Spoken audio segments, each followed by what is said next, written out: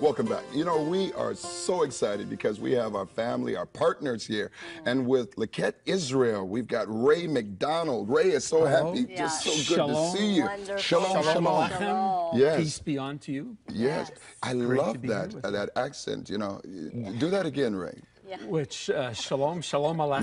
No, Malachim, yes. Shalom Or the one from Nova aleichem. Scotia. Alachim, yes. Yes. You know, The Hebrew letter, chet, yes. or chaf, Yes. it's got that. Hard to say. Yes. If you're You gotta get spitting it- on me, then you know that you're pronouncing it correctly. That's exactly what You do it one of well, my too. mothers in the ministry, she says, Yeah. Norma Rubenstein, God bless her, she says, no, you know, make sure you get it out, Brian. Get it out of the back of your throat. Our producer, Todd, I mean, he does it so fluidly and it's kind of Well, he like, you grew know, up the there. elegant. Yeah. Yeah. But, you know, we're talking about our partners and what you're doing. And Leket Israel, tell us a little bit about it for Okay. those that don't know. Leket Israel, we Yeah. are the National Food Bank. We provide food for Israel's poor. It's actually a biblical mitzvah. Oh. It's a biblical commandment. The word would start right off with definitions. Leket is the biblical word for glean. Glean. Okay, so we see this first in Leviticus chapter 19, verse 10, where God instructs Israel that they are not to harvest all of their gleanings, That's their right. leket. They're to leave the food that drops on the ground as the harvesters would go through. As soon as something would accidentally drop on the ground, Yes. it no longer belonged to the farmer, it belonged to the poor. Yes. And you know, a beautiful picture of this is the story of Ruth, Yes. Right. who came into Israel with her Jewish mother-in-law. Of course, they had nothing.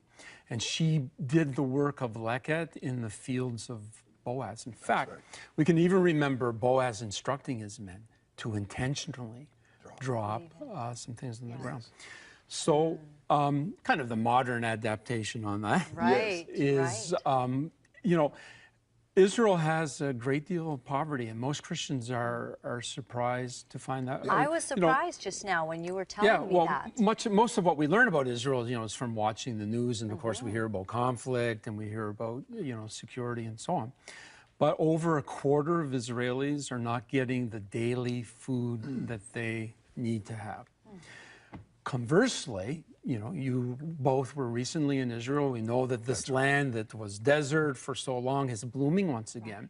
So paradoxically, even though there are hungry Israelis, Israel's just like Canada in that there's a surplus of food in the country. So You know, the interesting thing about that, because again, when we take it out of just a biblical lens and we put it into just practical day to day, I mean, that makes sense now. And I know that so many people are surprised because as the 700 Club Canada, as we've been partnering with you, we believe that we have been blessed because of that by investing into the ministry. Absolutely. Now, just take me back for a second, because how does a young man from Nova Scotia now take on the post of helping to feed the homeless and the hungry, or the hungry in Israel? my wife and I, Rosalind and I, have been involved back in our hometown in Nova Scotia in evangelism, and we hosted various speakers and music groups, and we did a lot of youth events and so on.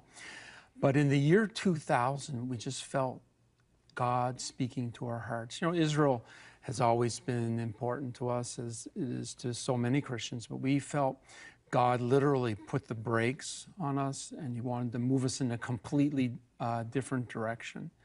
I was involved in computer sales. I ran Apple computer dealership, and I just left it all. God said, just go. So we began just educating Christians about,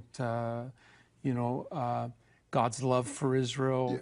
Yes. The Jewish people were reestablishing back to the land in our lifetime, and just really, sharing with Christians that, we need to love and bless Israel. And in the year 2006, Rosalind and I, we led our first volunteer group to Israel in the fall of 2006. And I'll tell you, it's not like touring. It's totally a different experience, getting our hands dirty and just really volunteering to be a tangible blessing to Israel. And when we came back, we just really began to seek God, and God directed us to contact Leket. I was the first person hired by the organization outside of Israel. And when I started working with Leket, we had 15 people on staff. We now have just about 100 people working. And, you know, it's an Israeli charity. It's not a Christian ministry. Yes. But I believe that I'm a living example of perhaps the most exciting thing that God is doing on the planet today.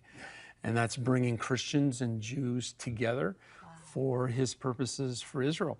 So the support that we receive from the Christian community, you know, Christians are performing an ancient biblical mitzvah today in modern Israel. So Christians who believe that we are biblically mandated to stand with and support Israel in a tangible way, you know, giving to Leket is a great way to Well, do it's that. the blessing of Abraham that, you know, we're no longer under the curse of Adam, but the blessing of Abraham that he would, exactly, and that he would be the father of many nations.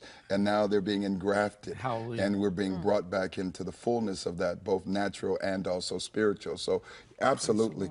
You know, how can we, and you see so many things, what are the needs right now that are pressing, and how can we better partner together to see the fullness of this take place? Well, as Christians, we can Shalu Shalom, Yerushalayim, pray for the peace of Jerusalem. You know, it's the only piece of land that God commands us to pray for. We can visit the country. Israelis, as you experienced, love to see evangelicals coming and being with them, particularly when times are difficult. We can give financially. And not only be a bystander, but actually be a part of what God is doing in the country. So how do they feel when you are supporting the poor? Like, do they embrace the work of Leket? Absolutely. Yeah. You mean the Christian community, or well, over or there, the how do people that you're Israelis serving respond? Yes. They love it. You know, I love when I visit our office. Our international office is in Renana, right in the center of the country. And every time I come to the office, everybody sticks their head out of their office, looking down the hall at me, and, you know, hey, there's the Christian guy. Right. And they just feel so blessed. You know, when you look at the history of Jews and Christians over the centuries, you know, it's been certainly a turbulent relationship. But, you know, Israelis are responding very positively to the, you know, the outpouring of love.